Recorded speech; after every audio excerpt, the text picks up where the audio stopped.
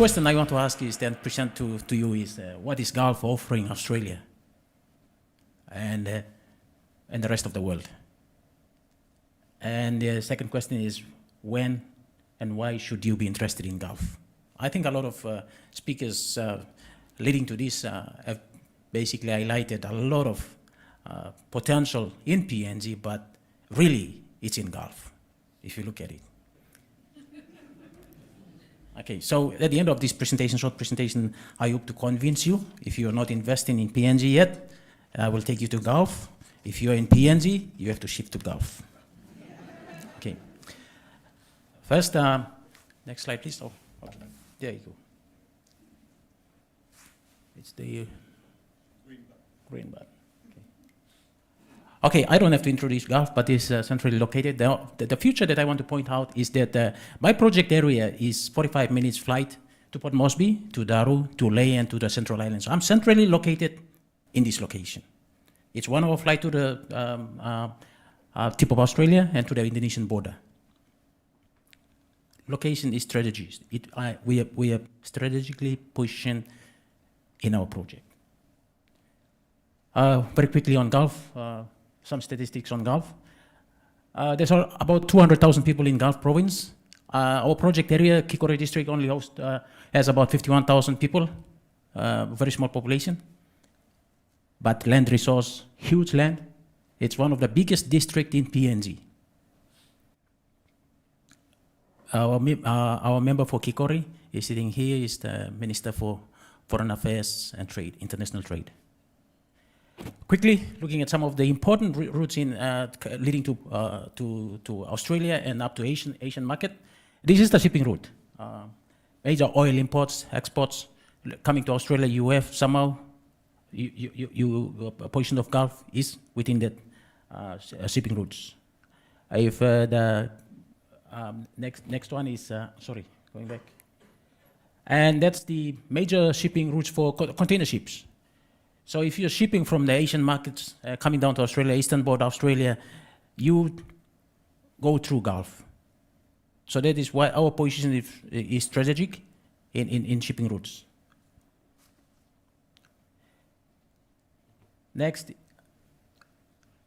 the two major carriers in PNG and Australia, Qantas and Air Niugini, their flight routes. If you look at it, the eastern border Australia, when they fly to you fly to Asia, you go through Gulf. So this is why we select this position as a strategic position for us to develop together with Australia and PNG. We need to develop this. And I'll show you the reasons why we have to do this. Now, the second phase of major activity, economic activity in the country, in PNG, will be happening in Gulf. Papua LNG project.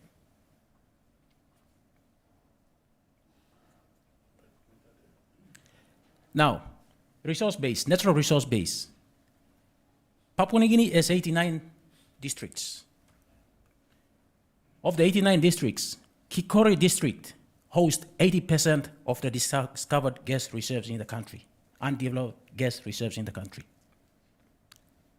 You will not go wrong. In the next 15 years to 20 years, the playing field is in Gulf, in oil and gas. Number 2, forestry. We have the second largest forest logging concession in PNG. 14 major rivers in PNG flow into Kikori. If you're talking about water, you're talking about hydro, it's in Kikori, one district. Fishing. The Gulf waters is one of the biggest fishing zones in the country, 7 licenses.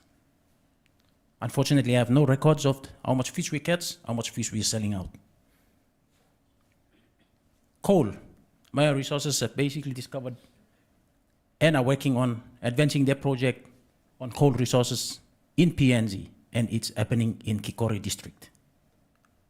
The coal that are found in Papua New Guinea is found in Kikori district. Iron sands. There are 3 prospects in PNG on iron sands. Moya Resources is doing. And the best one is in Orokolo Bay, where our ISC jet project is located. So you have all the reasons to come to Gulf. We have the resources, and we have the strategic position to develop into the future. I like the presentation that was done earlier in the day by who? That was looking at the future. If you are thinking about the future for 30 to 40 years, this is the place to be. Looking at the gas resource base, the volume of gas we have, it's up to about 17 TCF right now. Total is only developing about 7 to 8 TCF, roughly there. But the rest of the fields are in Kikori, and 80% of that will cost us, in the next 15 years, up to about 35 billion at the current going rate to develop those fields. So if you are in Gulf, if you are within that vicinity, there will be business for you in the next 10, 15 years going forward.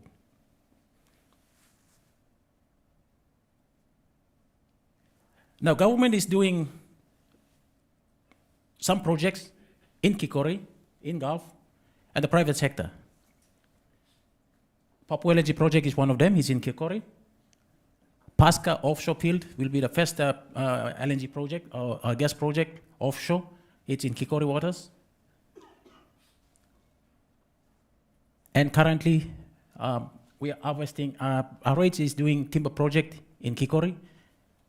The value of the timber project in Kikori as logs, now they are exporting as logs. The remaining timber resource is up to $6 billion US.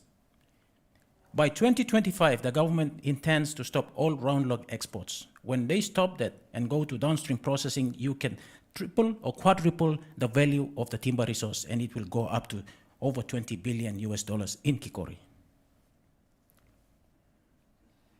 Another resource, fisheries, coal project, agriculture in Gulf.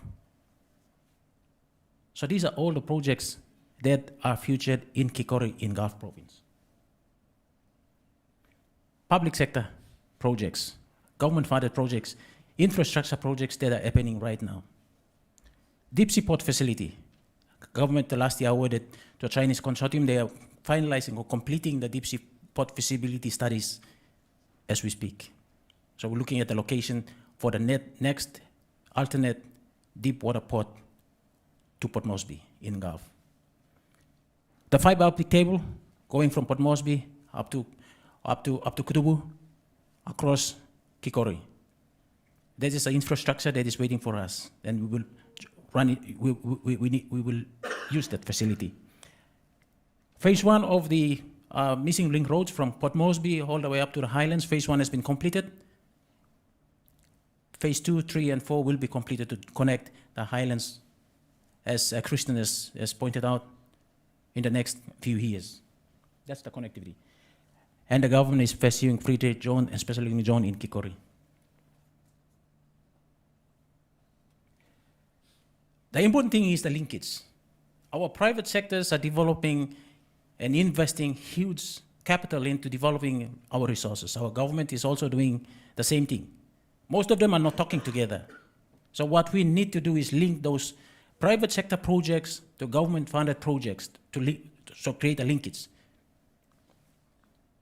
You can look at between the linkage between the free trade zone and downstream products, or linkage between the Papua LNG project, in which the state has already negotiated 5% DMO, where that could go into power generation, making power available. And using that cheap power, you could look at the development of the industries within the special economic zone. So we are looking at downstream processing of the timber that is being harvested right now. So with Papua LNG going, with the domestic market obligation gas that will be available, there will be power available to develop both. Agriculture. So when we have power, we have water, then we can process agriculture and export them to our clients outside. So basically looking at the energy, the fuel, the Papua LNG, the road, sea, and transport infrastructure, or the fisheries, agriculture sector, the forestry sector, we have to link those together. So what we are doing is putting an envelope around all this and creating a special economic zone. So everybody will work within that. Now, just a quick touch on special economic zones around the world.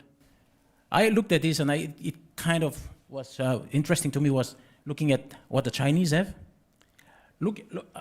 Developing Asia economies within special economic zones up to 2019. China is leading with 2,500 economic zones. The rest of them are behind. India is with 500. And look at the US, the two superpowers.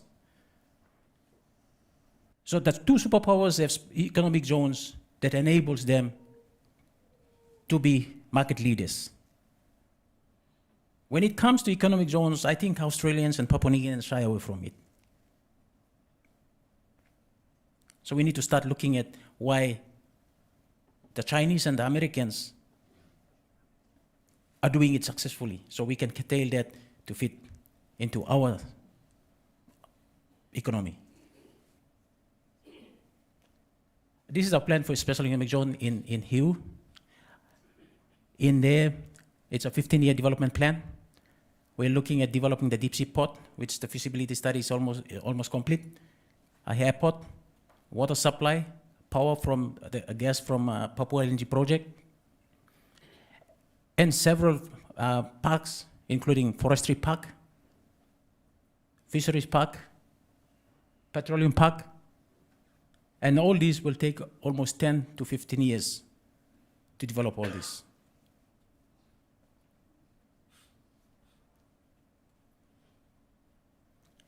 The key infrastructure projects that needs to go into this, deep sea port. We are currently looking at a jetty facility that could be deployed quickly within the next 2 years. And access roads,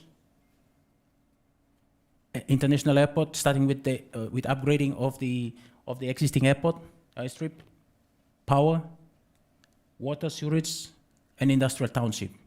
These are infrastructure projects that we are looking at to develop as backbone infrastructure for the EU Special Economic Zone. And we need partners in this to make to develop this in the next 5 to 10 years. And we are not looking at just infrastructure, we are looking at very good infrastructures where international communities will come in, where operators from around the world will come in. We will make land available, and there will be concessions because you are operating in a free trade zone within a special economic zone. So these are the plans that we have, and these are we would like to make this available to operators who come in to join our special economic zone project. Now this is an ambitious, very highly ambitious project, and the cost is very high.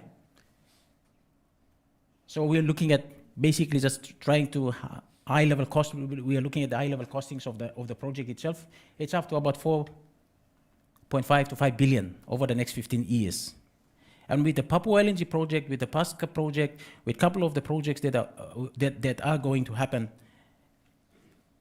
and within those project agreements, there'd be development levies, 2% development levies, production levies, infrastructure development grants. Those are mandated, legislated funding that will go into developing the infrastructure.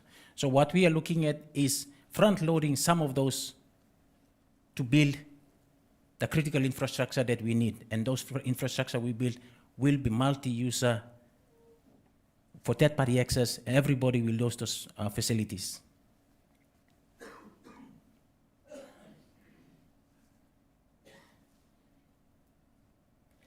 And just a forward-looking statement, futuristic. In 2014, when our first gas went out, before 2014, our balance of trade, our exports was around 2 billion. With PNG LNG project, it went up to 5 billion, 6 billion. And if we start pumping money into agriculture, into fisheries, into timber downstreaming, you put $1 billion into each of these, we know that we can build and increase the size of the economy of PNG. With Papua LNG project, we are expecting to 4 to 5 billion injection in terms of exports. So that will basically double the size of the economy of PNG with Papua LNG project alone. With agriculture, with forestry, with fisheries, we go downstream processing, we will definitely increase the size of our economy. And with special economic zones, we definitely will be also increasing the size of our economy. If we increase the size of the economy in PNG, that means more jobs, and companies coming in to invest in PNG will also take back high returns. There will be more jobs created for Australians or for Papua New Guineans. So by 2030, on this scale, by 2030, Prime Minister James Marape said we'd no longer be borrowing but lending. And if we invest properly, then it's possible for us to reach that target. I'll just keep this one. Update progress on our project. Basically, we have showcased this project at APEC. We are showing it around in big conferences to basically market this project, gauge views from different sectors, and to see whether we can do this or not. And so this is part of the entire project planning. And thank you, Andrew, and for giving us this opportunity. Andrew was the first one to see us and said, you need to present this to the audience in Australia. And so definitely next time, the next presentation will be a bit better than this, and definitely we'll get more updates on this. But a lot of progress have been made. The government has basically approved setup of SEZs, or special economic zones in PNG, and that is a step forward for us. And as Minister Waramori has already announced, the Special Economic Zone Act will go in, and an authority will be set up. So the government is also working in that direction to make sure that we meet those targets. Thank you.